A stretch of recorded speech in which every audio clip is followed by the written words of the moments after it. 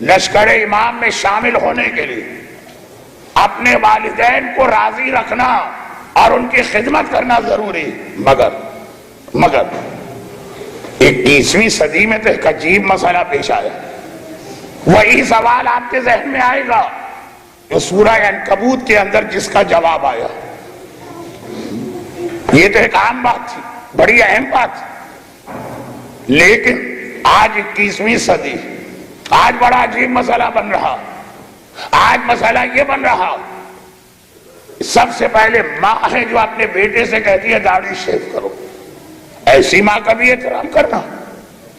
آج عجیب مسئلہ ہے، سب سے پہلے باپ ہے جو بیٹی سے کہتا ہے پردہ اتار کے پھینکو، ایسے باپ کا بھی احترام کرنا۔ آج عجیب زمانہ ہے، بیٹا گانے سے بچنا چاہتا ہے، والدین بڑے ٹھار سے صوفے پہ بیٹھ کے ڈش اینٹینا میں ایک سے ایک پروگرام دیکھنا چاہتے۔ پہلے جب اسلام آیا یہی مسئلہ مکے کے نوجوانوں کو پیش آیا، یا رسول اللہ آپ اتنا احترام والدین بتا رہے ہیں، اگر ویسے قرنی کی ماں جیسی ماں ہو تو امام کی خدمت میں مت جاؤ، ماں کی خدمت کرو، لیکن اگر ماں ہی ایسی ہو جو آپ کو گناہ کے راستے پہ لے جائے۔ مجھے تو یہ تماشے بہت دیکھنے کو ملتے ہیں۔ مولانا ہمارے بیٹے کو سمجھائیے، شادی کہہ رہا میں سونے کی انگوٹھی نہیں پہنوں گا۔ مولانا ہماری بیٹی کو سمجھائیے، دلہن بنی ہے، کہہ رہی ہے لیکن میں حجاب پورا کروں گا۔ دلہنیں بھی کبھی حجاب کرتی ہیں؟ میں کیا سمجھاؤں؟ اس کو سمجھاؤں کہ ان بڑی بی کو سمجھاؤں؟ مسئلہ یہ ہوا کہ مکے کے نوجوانوں کوئی چیز نئی نہیں ہوتی، سب کا جواب اسلام کے پاس۔ یا رسول اللہ ہماری ماں ہمیں دین پر عمل کرنے سے روک رہی ہے، سورہ عنکبوت جو جعفری ہاؤس کی شروع کے مجالس میں ہمارا عنوان بنا تھا۔ قرآن کی آیت نازل، والدین کا احترام کرو، اگر وہ اللہ کے حکم کے خلاف کوئی حکم دے خبردار فلا تطعہما، پھر ان کی اطاعت نہیں کی جائے گی، ہاں احترام کیا جائے گا۔ یہاں پہ ایک آخری بات کہہ دوں، امام زمانہ کی سب سے بہترین تیاری کیا آنے والے، اور ہمیں نہیں پتا ہم اس قابل ہوں کہ ان کے لشکر میں شامل ہوں کہ اس قابل نہ ہوں۔ سب سے بہترین تیاری کیا؟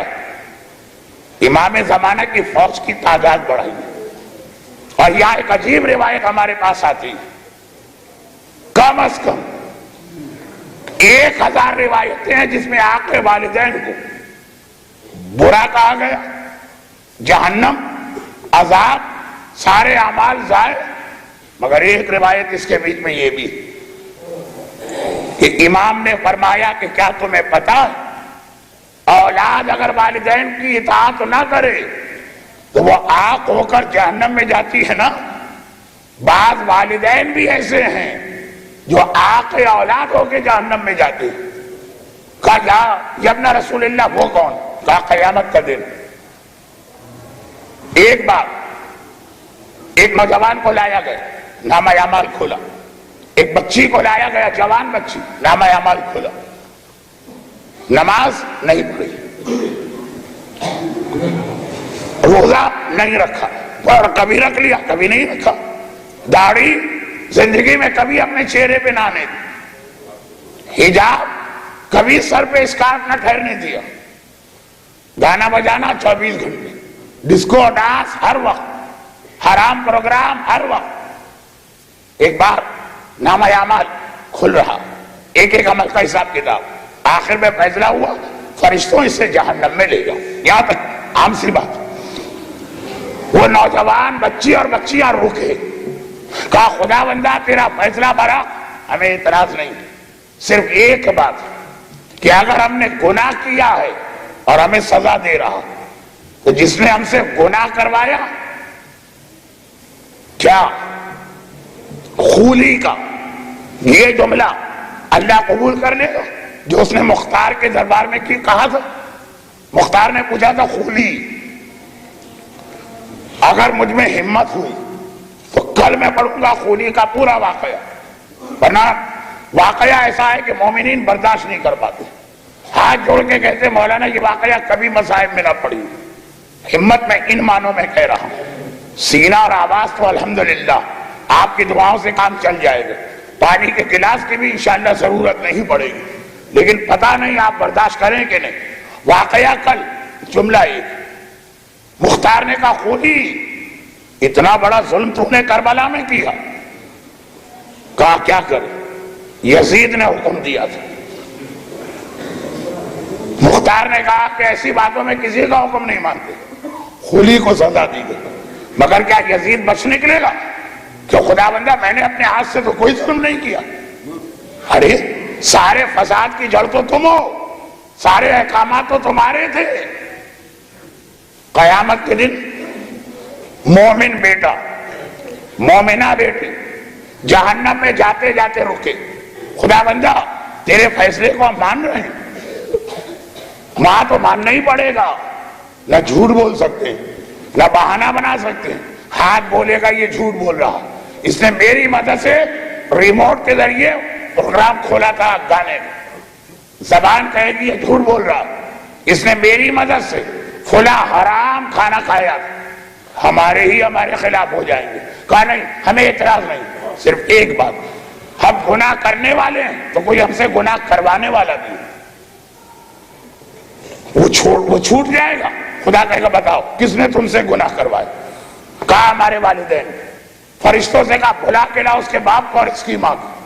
فرشتے میدان قیامت میں جیسے کورٹ کا آدمی عدالت کا سمن لے کے نکلتا, ڈھونڈتے چلے فلاں ابن فلاں, اس کا باپ کون ہے, اس کی ماں کون ہے. آ گئے. خدا بندہ ہمیں کیوں بلایا؟ کہا تمہاری اولاد کہہ رہی ہے کہ تم نے اپنی اولاد پہ ظلم کیا. تڑپ اٹھی ماں. خدا بندہ تیرے سامنے اتنا بڑا جھوٹ, میں نے اس کو پالنے میں تو اپنی جوانی خاک میں ملا دی. اس کے غذا کا خیال کیا, اس کے کھانے کا خیال کیا, اس کے آرام کا خیال کیا, اور یہ کہہ رہا میں نے اس پہ ظلم کیا. باپ تڑپ اٹھے گا. خدا بندہ مجھے کیا چاہیے تھا؟ 2 گھنٹے محنت کرتا میرا خرچہ پورا ہوتا. 18 گھنٹے جو میں کام کر رہا ہوں اپنی اولاد کی خاطر, اچھے سے اچھا کھلاؤں, اچھے سے اچھا پہناؤں, بہترین انگریزی اسکولوں میں داخلہ کراؤں. پیلے اسکول بھی تو ہوتے ہیں یا شاید یہاں پہ لال اسکول ہوتے ہیں. ہمارے صوبہ سندھ گورنمنٹ کے اسکول جہاں ٹاٹ پر بیٹھ کے بچے پڑھتے ہیں وہ پیلے رنگ کے ہوتے ہیں. کہا کہ نہیں اچھے سے اچھے اسکول میں داخل کرایا. یہ کہہ رہا ہے ظلم کیا. اولاد کہے گی خدا بندہ یہی تو میری شکایت ہے, میرے باپ اور ماں نے میرے کھانے کا خیال رکھا, بہترین کھلایا. میکڈونلڈ کے ہمبرگر سے کم کی تو بات ہی نہیں کی, کوک اور پیپسی سے کم کی تو کوئی بات ہی نہیں کی. بہترین لباس پہنایا, برانڈڈ, بہترین اسکول میں داخل کرایا. لاہور میں اس سے زیادہ مہنگا کوئی اسکول نہیں تھا. یہ سب یہی تو ہماری شکایت ہے. 15 کنال کی کوٹھی میں مجھے جگہ دی, لیٹسٹ ماڈل کا کمپیوٹر اور لیپ ٹاپ لا کے مجھے دیا. مجھے دین سکھایا کہ نہیں؟ قرآن سکھایا, حلال و حرام سکھایا. خدا بندہ میں دنیا میں آیا تو میں تو جاہل تھا, جو یہ بتاتے گئے میں سیکھتا گیا. پوچھ ان سے کیا مجھے نماز سکھائی, کیا مجھے شریعت سکھائی؟ وہ چیزیں تو سکھائیں جو 70 سال میرے کام آنے والی. یہ انگریزی اسکول جس میں آپ پڑھائیں گے اپنے بچوں 30 ہزار اور 40 ہزار کو, کراچی کے اسکولوں کی فیس ہے مہینے کی, ایک بچے کی. کتنے سال یہ تعلیم کام آئی؟ 70 سال. دنیا میں بے شک کام آئی, اور جو تعلیم ہمیشہ کام آنے والی ہے اس کے لیے 5 روپے خرچ کرتے ہوئے جان نکلتی ہے.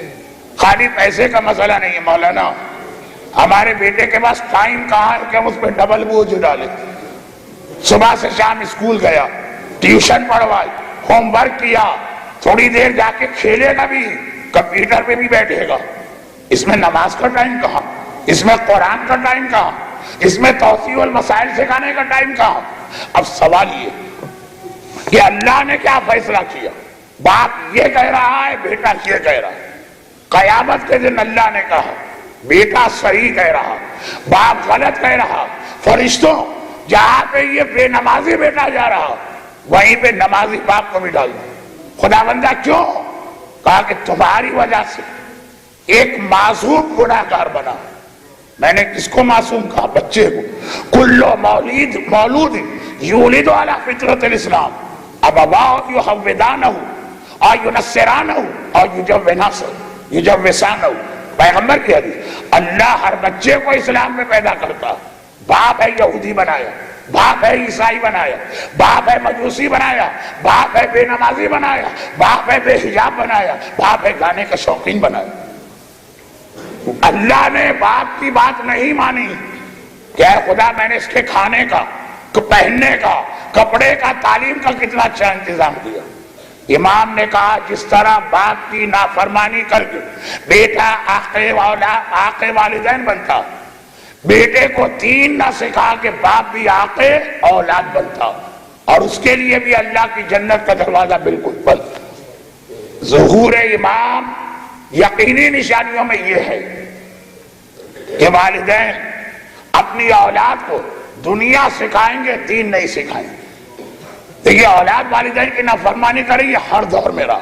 آخری زمانے کی پہچان ہے والدین اپنی اولاد کی نافرمانی کریں گے، یعنی انہیں دین نہیں سکھائیں.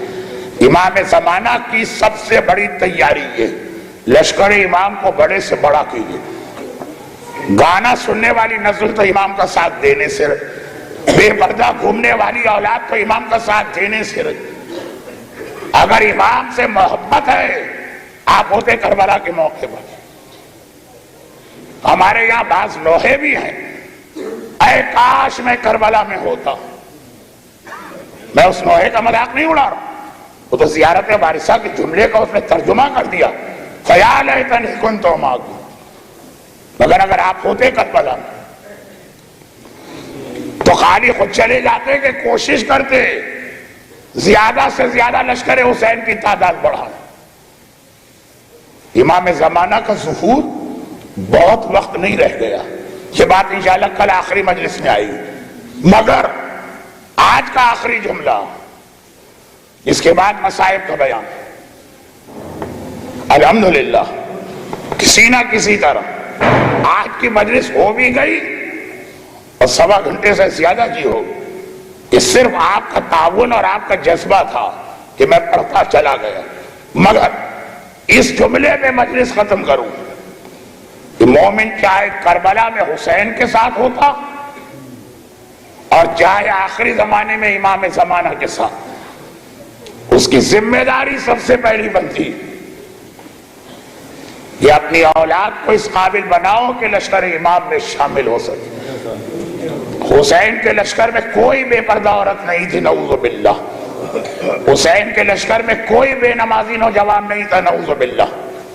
حسین کے لشکر میں کوئی گانا سننے کا شوقین نہیں تھا. یہ سب اگر ڈھونڈنا ہے تو لشکر یزید میں ملے گے، اور یہی امام زمانہ کی بہترین تیاری. یہ تیاری نہیں ہے کہ مولانا فلاں جگہ زلزلہ آ گیا اب امام آنے والے، فلاں جگہ طوفان آ گیا اب امام آنے والے، فلاں ملک میں یہ سیاسی رد و بدل ہوا امام آنے والے. بس